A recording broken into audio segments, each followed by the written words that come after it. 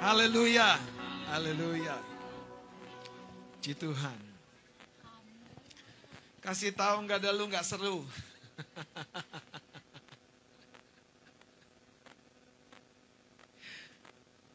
Saudara, hari-hari ini kita sedang mempercepat langkah kita.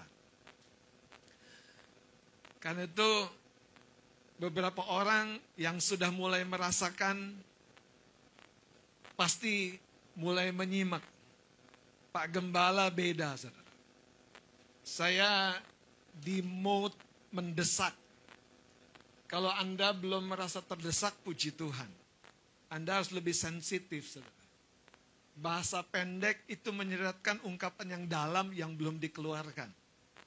Bahasa panjang yang diungkapkan, jangan-jangan ada sesuatu yang sebetulnya sedang ditahan. Saya berdoa kita makin sensitif dengan apa yang Tuhan sedang kerjakan melalui gerejanya, apa yang sedang kita alami, apa yang sedang kita impikan, apa yang sedang kita tuju sampai akhir tahun ini. Saudara, biarlah betul-betul kita mengalami percepatan. Dan ini bukan tentang kita, tapi tentang biar Tuhan sungguh-sungguh hadir di rumahnya. Hadir di rumahnya. Hadir di rumahnya. Saudara, kalau ada seorang pemborong yang diminta untuk menyelesaikan sebuah proyek pembangunan rumah, tentu saudara akan menjadi sebuah tantangan buat pekerjaannya.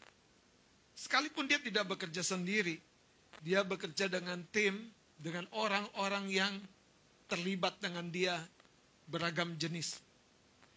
Tapi yang saya mau cerita, saudara, yang dituntut adalah orang tersebut, sang pemborong tersebut. Bukan timnya yang lain. Saya merasa tertuntut untuk mengerjakan apa yang Tuhan mau di tengah-tengah umat Tuhan. Karena itu saya merasakan betul-betul, saudara, sesuatu yang memberikan sebuah kesadaran baru. Ini waktunya kita bergegas, ini waktunya kita merespon, saudara, kepada panggilan-panggilan yang di dalam ini untuk mencari Tuhan, untuk menyembah, untuk berdoa, untuk mendengar pesan-pesan di dalam roh ini, saudara. Kalau Bapak Ibu Saudara yang hadir di ibadah Pastutri kemarin, saya sudah cerita sedikit sesuatu yang buat kami sebagai kami yang, saudara, sama seperti kita semua memiliki sebuah harapan, memiliki sebuah pencapaian yang kami percaya adalah sesuatu yang baik, sesuatu yang berguna. Kami berjuang, kami berdoa, kami mencari Tuhan. Namun ada cara yang sebelumnya kami tidak sadari. Bahwa seringkali, saudara, Tuhan itu memberikan jalan-jalan yang dalam tanda kutip berputar untuk ngetes hati kita. Fokusnya kepada goal manusiawi kita atau fokusnya kepada Tuhan kita. Goalnya kepada kebaikan atau kesembuhan, atau goalnya kepada impact hidup kita kepada orang lain. Kalau Anda baca cerita Ayub, bukan hanya tubuhnya yang menderita borok yang tidak tersembuhkan, anak-anaknya mati, bisnisnya hancur, teman-temannya berasumsi negatif, berkata, Ayub, pasti kau melakukan dosa yang besar sekali. Dan perjuangan yang betul-betul tidak mudah ditambah lagi. Perhatikan baik-baik. Tuhan bilang gini, kepada 3 orang temannya yang cerita tentang Tuhan dari persepsi yang salah. Kepada 3 orang temannya yang ngomong panjang lebar tapi tidak mengalami dan tidak kenal Tuhan. Tuhan bilang kepada teman-teman Ayub 3 orang itu, kamu minta doa kepada Ayub. Doa apa? Doa pertobatan, doa kesembuhan. Tapi dalam cerita itu, Ayub justru sedang luka parah. Sedang penuh dengan borok di tubuhnya. Dan ajaib ketika Ayub datang, Ayub mendoakan, teman-temannya datang berjumpa. Tuhan menyembuhkan 3 orang temannya dan menyembuhkan dan memulihkan Ayub. Yang saya mau cerita, inilah sebuah cerita tentang pencapaian. Tapi caranya menurut saya, saudara, betul-betul menuntut kesiapan hati kita untuk merespon apa yang Tuhan taruh di hati kita. Mari kita lihat Mazmur pasal 108. Ayat ini bagus sekali. Dimulai dengan satu ungkapan, hatiku siap ya Allah. Aku mau menyanyi, aku mau bermazmur. Bangunlah hai jiwaku. Mazmur 108 ayat yang pertama. Nyanyian Mazmur Daud, syukur dan doa. Hatiku siap ya Allah. Saudara, hati kita menentukan banyak perkara yang di luar. Hati kita kecut tawar hati. Hati kita ngeblank. Hati kita miris, kritis, bengis. Ekspresi di luar akan memancarkan apa yang ada di hati kita. Hati Daud berbeda. Dia berkata, aku mau menyanyi, aku mau bermazmur. Kalau Anda baca cerita ini, Daud bukan sedang happy-happy. Daud sedang bergulat, Daud sedang bergumul. Tapi Daud menetapkan satu sikap. Aku mau menyanyi, aku mau bermazmur. Bangunlah hai jiwaku, bangunlah hai gambus dan kecapi. Aku mau membangunkan fajar. Saya akan ajak Anda lihat ayat 6-nya. Supaya terluput orang-orang yang kau cintai. Selamatkanlah dengan tangan kananmu dan jawablah aku. Dari cerita ini saudara coba lihat apa yang sebetulnya di hati Daud ya. Supaya terluput orang-orang yang kau cintai. Selamatkanlah dengan tangan kananmu dan jawablah aku. Ayub sedang memperlihatkan belas kasihan dan kepeduliannya kepada orang lain.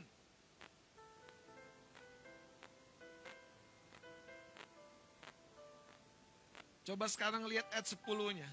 Siapakah yang akan membawa aku ke kota yang berkubu?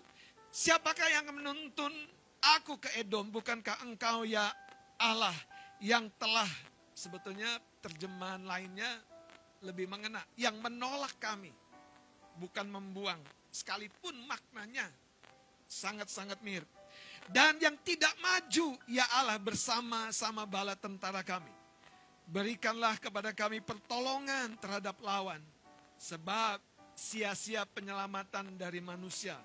Dan ayat 13 ini menarik saudara. Dengan Allah kita lakukan apa? Perbuatan-perbuatan gagah perkasa. Tapi Anda harus kasih tanda kutip, dengan Allahnya itu, kita harus cermati apa yang dipikirkan Daud, bagaimana dia bisa dengan Allah. Dari sini saya melihat saudara, Daud menangkap sebuah pesan yang kuat bahwa ketika dia belajar peduli kepada orang lain, memberi atensi terbaik kepada orang lain, memberikan uluran tangan terbaik kepada orang lain, hati yang penuh belas kasihan itu akan membuat Allah menetapkan komitmen keberpihakannya kepada engkau. Mari sekarang lihat saudara kitab Yakobus pasal yang kedua. Ayat 12 dan 13. Yakobus pasal 2 ayat 12 dan 13. Berkatalah dan berlakulah seperti orang-orang yang akan dihakimi oleh, bukan oleh Allah, oleh firman. Bukan dihakimi oleh Allah, tapi oleh kebenaran. Oleh kebenaran tentang hubungan, oleh kebenaran tentang keuangan, oleh kebenaran tentang kesehatan. Oleh kebenaran yang firman Allah sampaikan kepada kita. Yang menarik ayat 13 saudara, lihat. Ayat ini bukan hanya bicara tentang satu orang. Tapi ayat ini bicara tentang engkau dan saya sebagai satu umat Tuhan yang tinggal bersama-sama, yang lemah, yang kuat, yang miskin, yang kaya, yang sombong, yang rendah hati, yang melayani, yang hanya mau dilayani. Itu realnya. Nah, ujiannya adalah bagaimana respon sikap hati kita kepada orang yang cuek, lupa sama Anda, kepada orang yang selalu perhatian sama Anda, yang selalu ada waktu untuk Anda, atau kepada orang yang selalu menuntut waktu Anda. Saya mau beritahu saudara, ini sebetulnya rahasia kehidupan yang bahkan, kalau boleh saya garis bawahi, bersifat universal. Orang yang tidak percaya Yesus akan mengalami apa yang dia tabur. Bukan hanya orang yang percaya kepada Yesus. Saya lanjutkan ayat 13. Perhatikan kalimat-kalimatnya. Sebab penghakiman yang tak berbelas kasihan akan berlaku atas orang yang tidak berbelas kasihan. Penghakiman yang tidak berbelas kasihan, yang habis-habisan. Satu sikap Tuhan, satu sikap Allah dalam murkanya, dalam hukumnya. Yang akan ditumpahkan kepada orang yang tidak berbelas kasihan. Itu sebabnya keterhubungan kita dengan orang yang lemah, orang yang tadi itu saya bilang ya, yang maunya diperhatikan, maunya nuntut waktu kita terus. Kuncinya, seberapa belas kasihan di dalam batin kita bergerak. Saudara, Naaman sombong minta ampun. Tapi belas kasihan menolong Naaman pulih dari kustanya. Siapa Zakius? Pemungut cukai. Pengemplang pajak mungkin kalau sekarang. Ayo, siapa perempuan berzina yang dilemparkan hari Sabat itu di hadapan Yesus? Orang-orang yang betul-betul dalam kacamata manusia layak dirajam. Tapi Yesus memperlihatkan belas kasihan akan menang. Ditutup dengan kalimat seperti ini. Tetapi belas kasihan akan apa? Akan menang atas penghakiman. Bapak Ibu Saudara, hari Jumat ada satu kejadian yang membuat kami sebagai hamba Tuhan takjub sekali dengan pekerjaan Tuhan. Dan Jumat malamnya dilanjutkan, Tuhan memberikan sebuah rema di dalam mimpi kepada saya. Yang mengingatkan saya, yang menyadarkan saya, betul-betul tidak ada celah untuk kebanggaan dengan apa yang kami terima dari Tuhan. Sekali lagi di Pasuti sudah kami ceritakan, ada kisah manis menjelang tutup tahun ini. Haleluya. Mas Thomas, Mbak Eti, Ko Aheng sama Ciame sudah ikutan merasakan.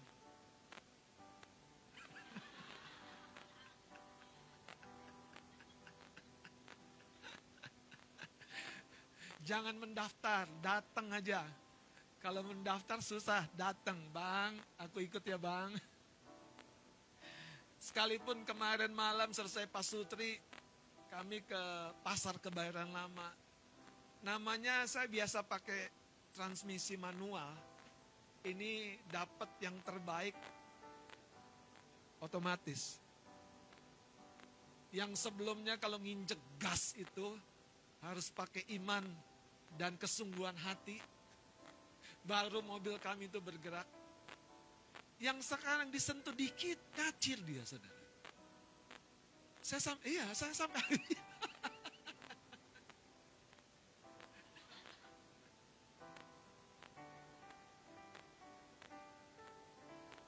Yang menarik, dengerin baik-baik ya Bapak Ibu Saudara. Nanti Ibu Gembala yang akan cerita lebih lengkapnya. Seperti gimana ya saya bilang, Tuhan, kenapa kami nggak dikasih kesempatan untuk berbangga? Karena betul-betul dari kemurahan Tuhan. Salah satu yang sebelumnya saya pikirkan gimana ya caranya. Mobil kami yang lama itu, kami kan pikir nanti jualnya siapa yang mau. Uang udah babak belur kayak mobil perang gitu. Lecet sana, lecet sini. Waktu di bengkel terakhir saya tanya sama Pak Montir, Pak, ini bisa dibagusin nggak? Karena mau dijual. Montirnya saudara, nggak tahu hikmat dari mana dia bilang gini, Pak nggak usah dibagusin, gitu aja Pak. Ya saya nurut dong, ya kan. Jangan kayak kepintaran kan. Tapi nanti siapa yang mau Pak? Mobil udah butut gini Pak. Enggak. Makanya saya berbahagia jadi orang nggak punya. Kalau saya punya koneksi bengkel yang bagus, koneksi detailing mobil yang bagus, saya bisa bayar semuanya. Saya pikir, Bapak nggak ngerti yang saya pikirkan. Cabut dari bengkel tersebut, kita kasih oper dan dibagusin.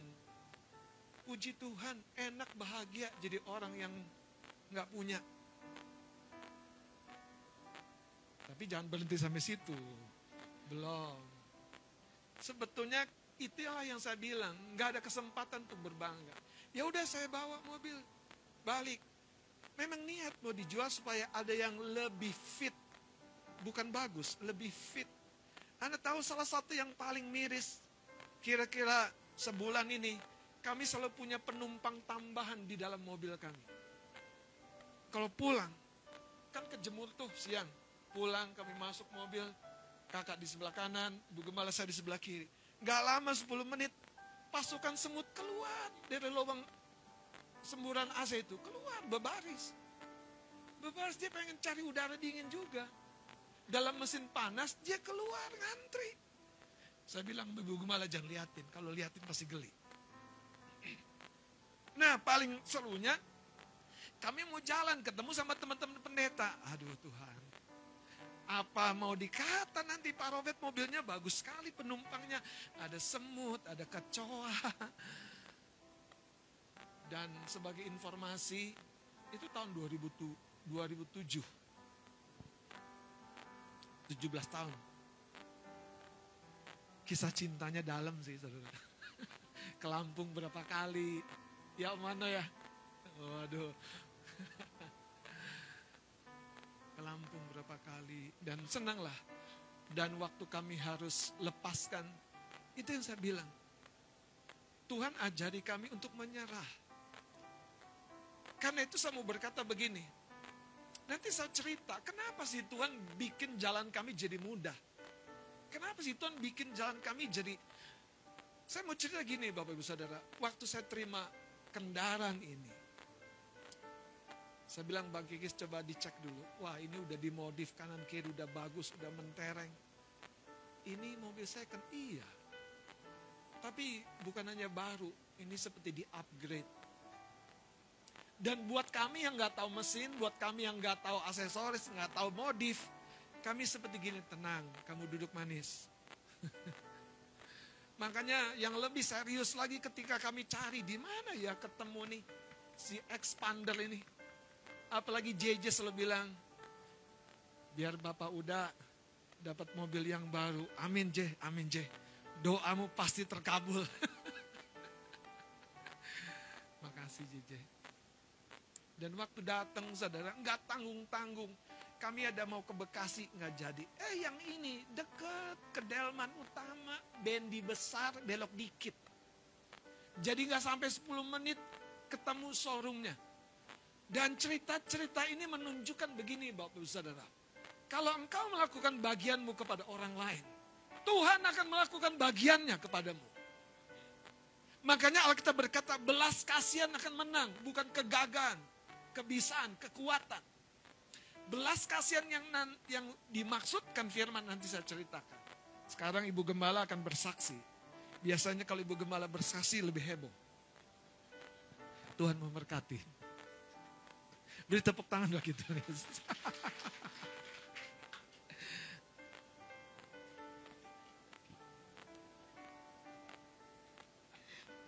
Aduh, saya nih menjaga hati supaya euforianya nggak salah ya, Bapak Ibu ya.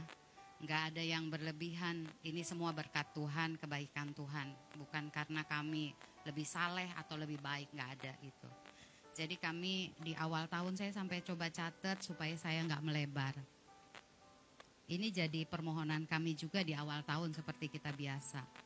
Tapi waktu kami punya harapan, kami udah bangun patok. Yang pertama, kami sadar diri dengan apa yang bisa kami kelola. Yang susah tuh bukan ngelola duit, ngelola gengsi sama keinginan. Siapa yang gak pengen punya mobil baru? Tapi gak tahu kenapa kami bilang pagernya adalah second. Jelas. Waktu mutusin itu kepikir kami gak ngerti mesin. Gimana caranya kalau ntar dapetnya yang jelek, betul gak? Suamiku aku makin belajar, dia terima beres. Sementara istrinya gak ngerti. Istri juga gak boleh tertekan karena emang penolong. Jadi saya mulai cari, terus kami sepakati bertiga, kira-kira mau apa. Udah sepakat, dan di Juni tahun ini kami ketemu juga beberapa orang yang sepertinya mendesak kami. Banyak orang yang mendesak kami untuk ganti kendaraan. Ada yang nanyanya dengan gaya teroris, masih itu mobilnya? Gitu. Saya senang kalau ketemu hamba Tuhan. Ini teman-teman sama hamba Tuhan. Ibu masih itu mobilnya, kok belum ganti? Gitu. Aduh, dalam hatiku puji Tuhan. Ada juga yang bilang gantilah, tapi ya nggak apa-apa. Ada yang ngomong sekali-kalinya kendaraan kami tuh kami cat di Taman Puring karena dia bilang ini catnya udah kayak panuan katanya. Saudara, kalau orang yang rendah hati digituin tuh nggak marah, cepet-cepet dicat biar nggak dibilang panuan lagi. Saya cari kalpanak. Terus kami hitung dana yang ada. Waktu mencari saya khawatir, aduh gimana ya caranya. Dan akhirnya lihat di iklan ada yang oke, tapi lokasinya ada di Jati Asih, ada di Bogor. Saya ngomong sama suami saya untuk bawa dia ke sana itu gak gampang. Saya pikir siapa yang harus saya cari. Saya sempat ingat hamba Tuhan sahabat kami Pak Murdiono. Beliau jago soal mesin, tapi gak keluar nih dari mulut. Karena sebenarnya kalau saya lihat iklan ada harganya, saya juga gak tahu dari mana bayarnya. Saya sih pengennya ada orang nganterin, saya terima beres gitu. Tapi gak ada. Sebenarnya saya ngomong gini nih buat kita ya. Kita punya harapan sama Tuhan tapi ikutin aja jalan Tuhannya. Terus sempat berhenti nyari. Sampai akhirnya kapan saya mulai nyari lagi? Ketika kecoa mulai muncul dari lubang AC. Dan makin nyari lagi ketika kalau hujan saya harus minggir ke kanan karena yang sebelah kiri itu udah bocor. Jadi kalau hujan ya merembes sampai netes, kalau kan belakangan hujannya kenceng kan, jadi saya akan begini dalam hati, kayak di mobil tapi kayak di motor ya rasanya Tuhan. Tapi ya mengucap syukur, saya bersuka cita waktu ada saudara diberkati dengan mobil yang bagus. Tapi ini yang goalnya, Minggu 10 November habis ibadah, pulang malam itu saya lihat iklan di sosmed. 11 November, saya ingat kita kan itu udah malam karena pulang dari acara Amang Tampu. Tanggal 11-nya, setelah selesai pemakaman Amang Tampu, di tengah hujan deras itu saya coba WA. Kami sempat berteduh, saya sempat WA pengiklan. Dan akhirnya dia janjian malamnya saya dikejar. Kapan mau lihat kendaraan? 12 November kami lihat kendaraannya. Dan puji Tuhan, suami saya langsung oke karena deket di Bendi, daerah kekuasaan. Kami lihat ke sana. Waktu lihat saudara, saya deg-degan. Kami udah sepakat dari rumah. Kita nih baru lihat loh ya. Aku gak desek kamu. Saya bilang karena biasanya saya yang suka desek. Saya bilang aku gak desek kamu harus putusin cepet-cepet. Kita cuma lihat. Sebelum berangkat kami doa di sekret. Bilang Tuhan tuntun kami. Kami ini gak punya apa-apa tapi kami ikuti aja. Karena kami kayaknya deal berdua. Begitu lihat saudara. Saya baru lihat Pak Gembala gayanya kayak sultan abis. Dengan tasnya dia cuma lihat-lihat. Aku tuh begini. Aduh kalau mesinnya nih. Gak dibuka mesinnya Bo. Terus oke, gimana nih Pak Robert? Karena waktu sama pengiklan saya ngakunya namanya Robert dengan nomor saya. Pas dia lihat, oke semua, oke. Sampai orang yang jual ini yang harus ngasih tahu. Begitu dia bilang, udah oke, udah. Harga gimana? Oke. Kalau harga sama istri saya kata dia. Saya mulai ngitung-ngitung. Bapak Ibu saya ngitung. Kami gak punya uang. Bukan gak punya uang. Uang kami banyak tapi banyakan merantau. Sebagian udah pulang, sebagian masih dirantaukan. Dan Waktu itu saya ngitung, saya bilang, anak saya sampai bilang, jangan Ma, jangan sampai kita susah, berhutang gitu. Dan saya bersyukur gitu untuk tiap peringatan itu. Kami hitung, saya bilang Tuhan kalau saya kredit saya nggak mau yang lama-lama, saya mau yang paling cepat. Saya pengen cepat menyelesaikan. Akhirnya kami pilih dengan nawarnya harus agak banyak kan, biar agak bahagia. Marketingnya udah nggak bisa nanganin, dia kasih sama bosnya. Oh saya lebih senang karena bos lebih banyak kasih diskon. Selesai, deal saudara.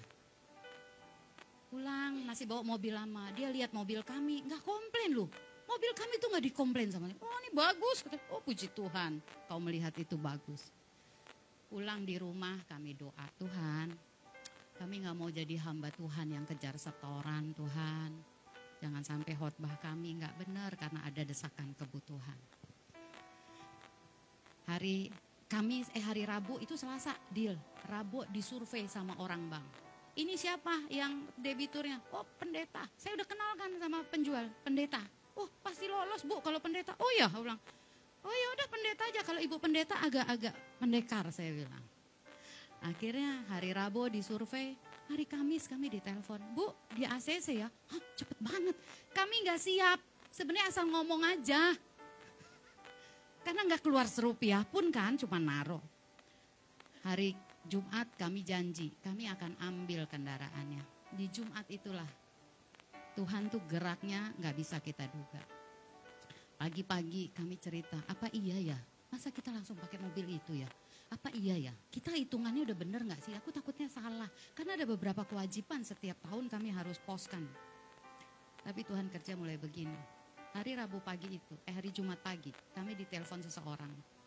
Lewat obrolan, kami cerita, ya kami ada keperluan. Mau janjian hari itu kami ada keperluan. Untuk tanda tangan kontrak untuk mobil. Wah orangnya seneng. Tanggal berapa jatuh temponya? Tanggal 15. Berapa duit? Sekian. Saudara sambil telepon udah mendarat di rekening.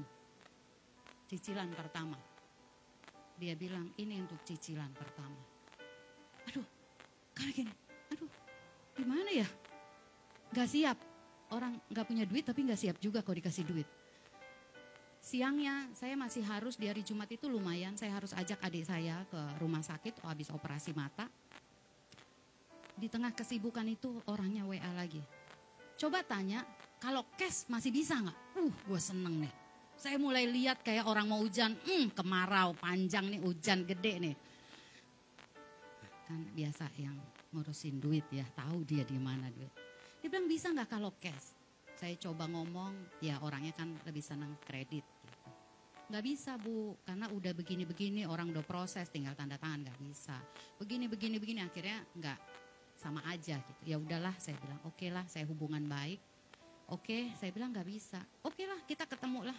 Dia ajak ketemu saya, kami ketemu. Saat ketemu, saya mulai saudara terima tuntunan. Saya tanya sama orang leasingnya, kalau saya mau bayar cash, kapan bolehnya? Terus dia bilang, kalau mau bayar cash setahun dulu baru bayar, setahun bayar lunas nanti kena penalti 5%. Saya punya catatan ketemu orang yang suruh bayar cash itu. Ketemu, ngobrol, doa, bersyukur untuk kendaraan. Kalau mau bayar cash gimana? Kalau bayar cash setahun nanti 5%, gini ditutup bunganya kena penalti. Dia bilang ya bulan Mei Juni kita bisa bayar lunas. Dan terakhir sebelum turun dia bilang gini, selama aku kerja, aku yang akan bayar cicilannya tiap bulan. Nanti bulan Mei Juni, saya yang akan bayar lunas. Supaya Pak Pendeta bersaksilah tidak berhutang membeli mobil ini. Beri tepuk tangan buat Tuhan. Ya itu sih, dia bilang supaya kalau Bapak bersaksi. Cerita sama jemaat, meneguhkan mereka. Kasih tahu ada Tuhan yang bayarin. Mobil kami ini terakhir pelayanannya, doain proyek. Ada satu tanah 13.000 meter. Kalau doain kami harus naik mobil dan belok, becek. Dan si ras ini luar biasa perjuangannya. Terakhir dia melakukan tugasnya nganter Amang Tampu. Kemarin kami bilang, besok nih proyek mau didoain gimana nih? Lu rela gak nih pakai si expander baru? Orang dari Tuhan. Nah itulah cerita kami. Saya cuman buat kami, saya selalu ingat gini. Kita pernah bilang ya, udah lama kita gak dengar ada cerita Tuhan melakukan sesuatu di tengah gereja kita. Betul gak? Kalau dari atas itu pasti mengalir ke bawah. Dari atas pasti mengalir ke bawah. Saya cuman ingat, kami bukan gak diberkati Tuhan soal keuangan. Tapi kadang harus rela, yang diperuntukkan untuk kebutuhan itu kadang dilepas. Saya gak bilang Bapak Ibu harus begitu, ikuti aja tuntunan masing-masing. Tapi kalau kita rela, belas kasihan ada, Tuhan nyatet gak pernah keliru catatannya. Kalau kami dibilang dikumpulin gak seginilah yang kami tabur, sedikit. Tapi itulah cerita. Jadi sepanjang kami naik mobil itu, kami cuma bisa bersyukur. Orangnya bilang, saya mah percaya Pak Robert mah banyak duit lah. Saya ditawarin tanah untuk bangun gereja. Berapa nih? 28 M lah buat Bu Foni. Oh gampang, kirim speknya, ya kan? Yang punya showroom, dia bilang urusan soal surat saya yang urus. Dalam hati Tuhan, siapa yang akan melunasi ini yang 28 M ini? Kalau saya cuma ingat gini saudara, murah, mahal itu dari Tuhan. Jangan bilang kalau murah dari kita, murah, mahal itu dari Tuhan. Tuhan yang kasih kesehatan. Aku udah melebar belum? Belum, ya udah Pak Pendeta, aku itu aja lah.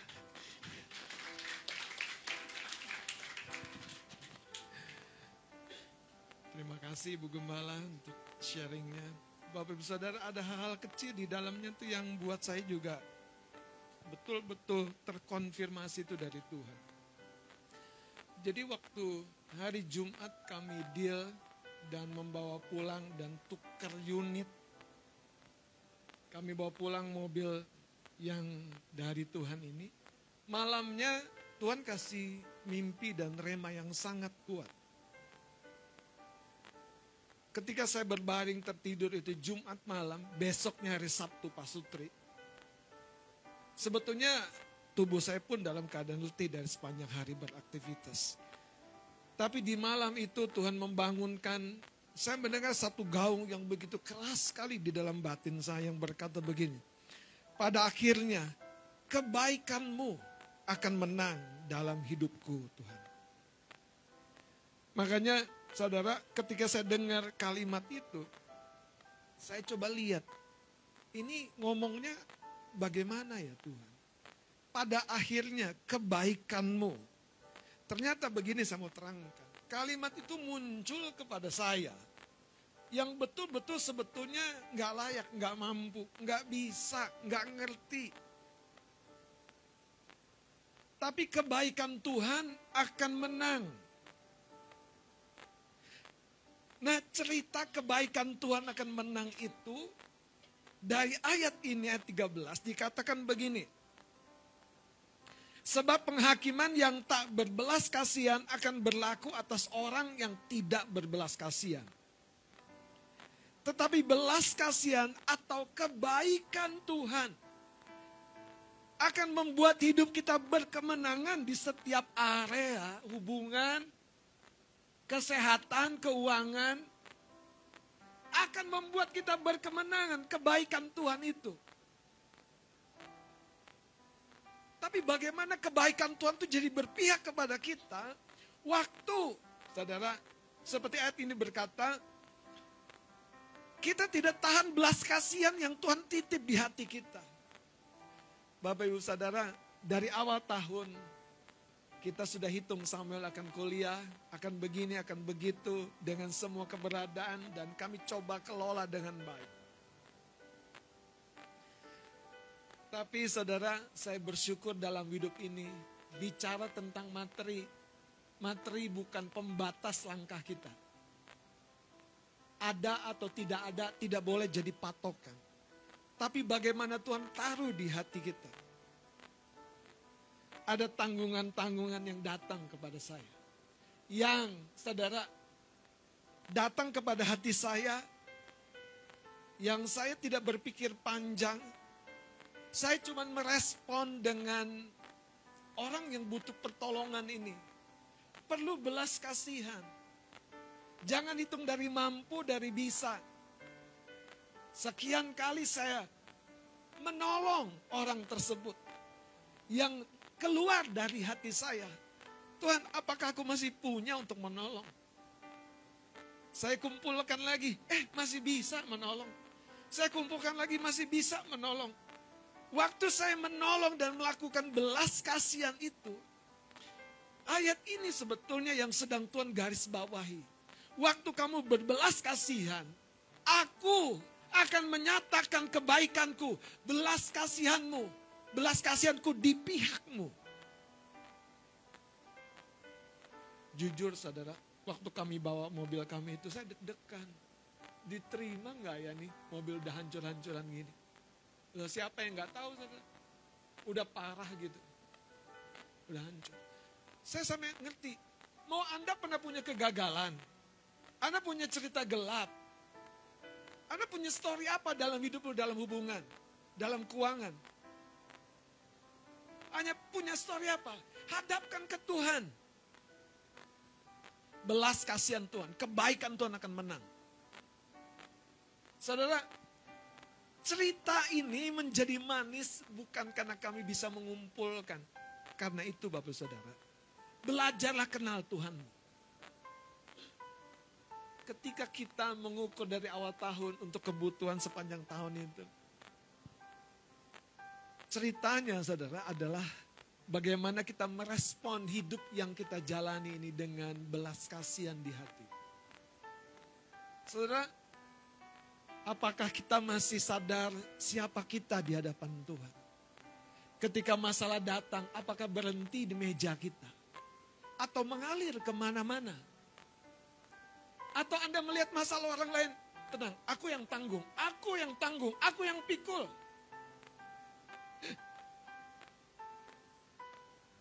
Saya pinjem cerita Bang David dikit aja. Boleh ya Bang ya? Kami punya motor keluarga. Bang David datang dengan motor yang super jenggo itu. Udah babak belur sana sini, sana sini, sana sini. Betul babak belur. Bang David, Karya, Kadiana, Empok yang paling utama. Karena dikeluar. Saya bilang, Bang, kemari Bang ke sekre perbaikan ini. Bang, ayo Bang kemari ke sekre perbaikan ini. Bang, jangan lupa itu rantainya, gearnya harus segera diganti Bang. Yang saya pikirin abang ini bonceng abang Tampu. Yang saya pikirin abang ini bonceng Kadiana. Tanggung jawabku di mana? Yang ngerti saudara. Dan apakah saya mau tuntut maaf? Si abang. Gila kali saya. Waktu saya tahu itu, saya nggak tahan saudara. Saya bilang, Bang cepat ganti Bang. Saya telepon bos saya, Bang tolong ganti Bang. Karena motor ini, motor pelayanan. Ini melayani jiwa-jiwa kalau Amang Tampu dibonceng di belakang saudara. Sementara motor itu tiba-tiba bisa kencang lari kemana. Akhirnya Bang ayo servis sebaik-baiknya. Singkat cerita, ini di pertengahan tahun. Pertengahan sampai akhir tahun kemarin. Itu satu sisi, dari sisi yang lain yang datang kemudian. Dan di ujung dari cerita ini saudara, nggak tahu ya, ini bukan hanya tentang itu, tentang materi. Saya jumpa dengan orang-orang yang betul-betul saya sadar, kalau saya tidak maju 1-2 langkah, orang-orang ini akan terjerembab. Orang ini akan gagal hidupnya. Orang-orang ini akan jatuh. Aku mengejar sebagai gembala yang tahu domba ini berpotensi jatuh, gagal. Dan saya melanggar tabiat saya yang nunggu. Saya kejar, saya telepon, saya cari, saya panggil. Ayo kita ketemu. Saudara, itu yang saya mau ceritakan. Belas kasihan itu akan mendorong kita keluar dari zona aman kita. Jadi seperti yang Tuhan mau. Karena konteksnya bukan hal materi. Bukan nasihat, bukan teguran. Konteksnya adalah apakah kita menunjukkan belas kasihan dalam semuanya itu. Apakah kita bersembunyi? Saya bilang musim justru akan menjadi tantangan dan ujian belas kasihan kita. Ketika ordat belum tercapai, tapi ada saluran memanggil kita untuk berbuat. Pertanyaannya bukan berapa yang kita punya, belas kasihan di hati kita, saudara.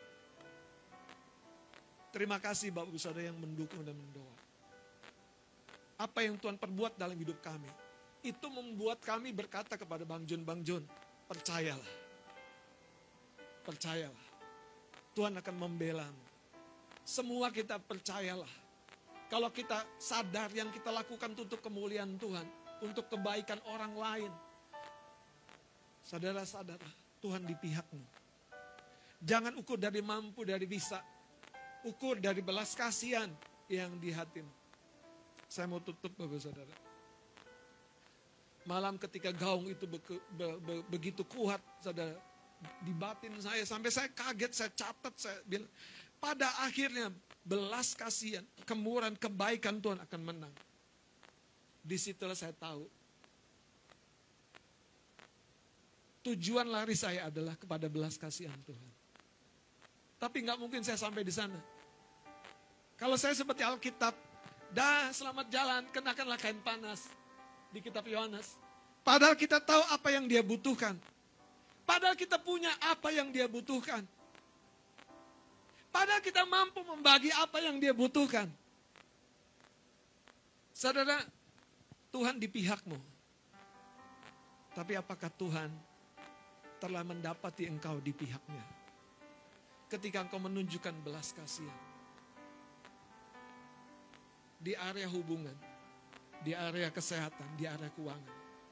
Ini akan menjadi akhir tahun yang manis buat kita semua. Amin. Amin. Mari kita terhubung. Mari kita tangkap apa yang Tuhan sedang kerjakan. Apa yang kau lakukan tidak pernah akan sia-sia. Bagian terakhir saudara. Ketika Amang Tampu berangkat menutup pertandingannya. Kita sebagai manusia rohani kita harus tahu. Ada sesuatu di alam roh ini sedang dikalkulasi dengan cepat oleh Tuhan. Yang menabur akan menuai. Yang menabur akan menuai. Yang berbelas kasihan akan menerima belas kasihan. Percayalah itu hukum Tuhan. Yang tidak peduli juga akan menuai. Yang cuek-cuek aja juga akan menuai. Karena memang hukumnya. Ini sebabnya berbahagia kalau engkau dan saya saudara punya pengharapan di dalam Tuhan. Percaya ya kepada firman ya. Tuhan di pihak kita. Ketika kita berkata Tuhan aku mau jadi saluranmu. Mari kita bangkit berdiri.